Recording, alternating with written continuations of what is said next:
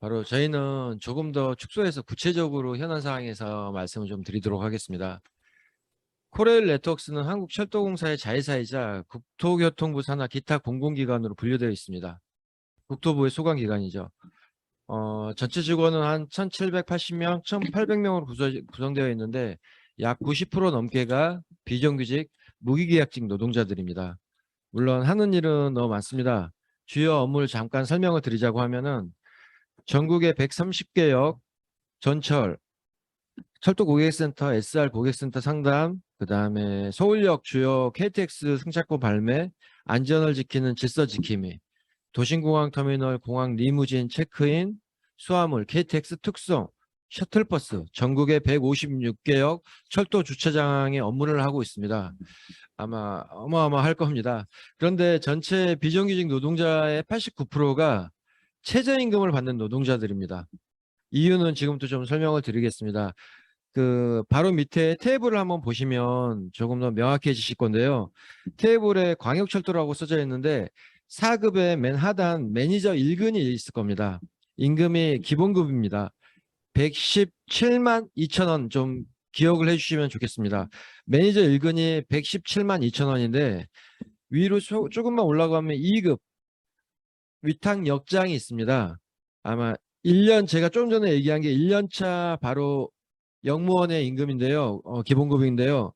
2급의 위탁 역장이라고 하면 아마 15년에서 20년을 일한 사람일 겁니다. 그런데 기본급은 174만 2천 원입니다.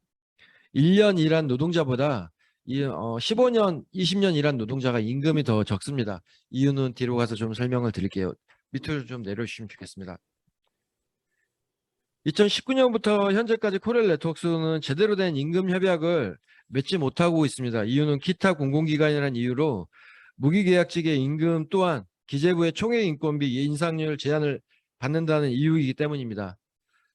그러면 여기 계신 동지들이나 옆에 보이신 동지들도 한번 잠깐 생각을 해보셨을 겁니다. 2%든 3%든 저임금 저희는 공공기관의 저임금 노동자이기 때문에 정규직 동지보다 약 0.5%나 1.5% 이내에서 임금을 더 받을 수 있는 구조로 되어 있습니다. 저임금 노동자이기 때문에. 그런데 실제로 1년마다 원천과 위탁 계약을 하고 있습니다. 그런데 예비율을 전혀 주지 않다 보니 병가, 연차, 휴직 등의 대체 사용자를 저희가 일하는 노동자들이 예비율이 없어서 누군가는 쉬는 노동자들이 나와서 1.5배 수당으로 쉬지 못하고 그 수당을 받아가는 겁니다. 그 수당을 받아가는 순간 우리 총액 인건비를 깎아먹는 매년 이런 악순환의 구조를 갖고 있는 상황입니다. 조금 더 구체적으로 설명을 드리겠습니다. 그래서 현황과 경과를 한번 제가 설명을 드리도록 하겠습니다. 문재인 정부 때 비정규직 제로화 정책으로 저희 노사전문가협의체 전문가협의회가 많이 구성이 됐었습니다. 2018년 627 합의서, 그다음 8월 24일, 9월 28일 전문가 결정서를 통해서 공사와 동일한 유사 직종의 임금을 군속을 반영하여 80% 수준으로 임금 인상을 시키겠다고 합의를 한 바 있습니다. 노동자 간의 처우에 차별이 없도록 한 합의서도 분명 존재합니다.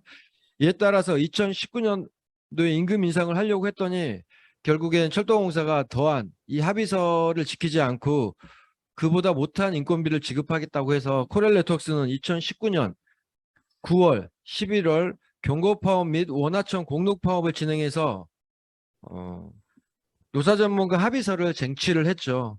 이 합의서는 중소기업 시중노인단가 100%를 적용을 시킨다는 얘기였습니다. 조금 더 쉽게 설명을 드리자고 하면 이 합의서 시중노임단가를 올림으로 인해서 약 100억에서 130억 원의 임금 코렐 네트워크스만 임금 인상분을 가져갈 수 있었습니다. 그런데 2019년도는 이미 인건비를 초과했다고 넘어설 수 없다고 해서 2020년도부터 코레일에서 하청인 코렐 네트워크스와 이 임금 인상분을 합의를 했기 때문에 2020년도부터 적용을 한다고 저희는 굳게 믿고 있었습니다. 그런데 2020년이 되자 이미 인건비를 넘어서서 줄 수 없다. 그러면 총액 인건비를 넘어서지 못한 상황에서 100억 원이 넘는 이 인건비조차도 저희한테 줄 수 없다.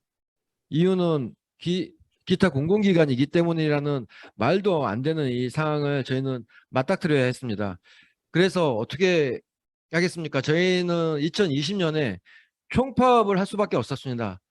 원청에 우리가 경고파업, 본파업으로 인해서 130억의 임금 인상비를 가져왔는데도 합의서가 존재하는데도 불구하고 임금을 가져갈 수 없다는 이런 비합리적인 구조 속에서 저희는 받아야 했기 때문에 66일의 전면파업, 110일의 간부파업을 진행을 했습니다. 이로 인하여서 청와대까지 움직였고 을지로위원회 등 당정청이 움직여서 결국은 코레일 사장 손병상한테 압박이 들어갔습니다. 그래서 손병상 사장이 그 당시에 코레일 관계자 사측의 전원이 녹취록도 있는 것입니다. 저희가 임금 인상을 4.3%를 임금 인상을 시킬 수 있을 사항에 10% 이내에서 임금 인상시켜라. 손병상 사장이 이렇게 지시했음에도 불구하고 저희는 굳게 믿고 2020년 12월 30일 날 합의서를 쓰려고 한 당사자 그 시기에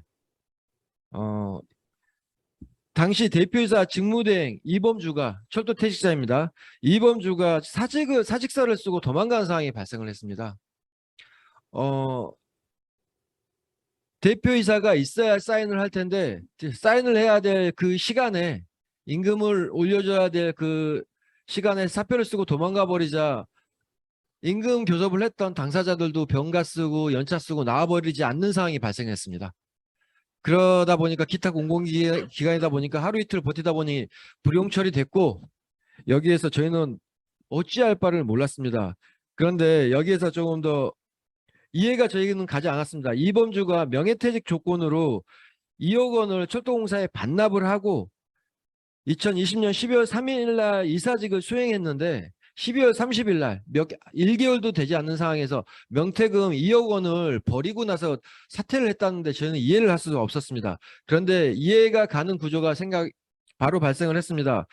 21년 5월 사표를 쓰고 도망간 이범주 이 당사자가 국토교통부 철도운행안전과에 취직을 했습니다.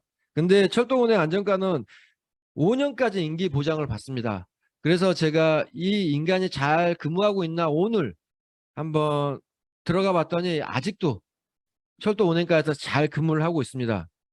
이 왜 그러는 상황인지는 이따가 설명이 좀 그래서 재취업 보장을 이면에서 합의했다.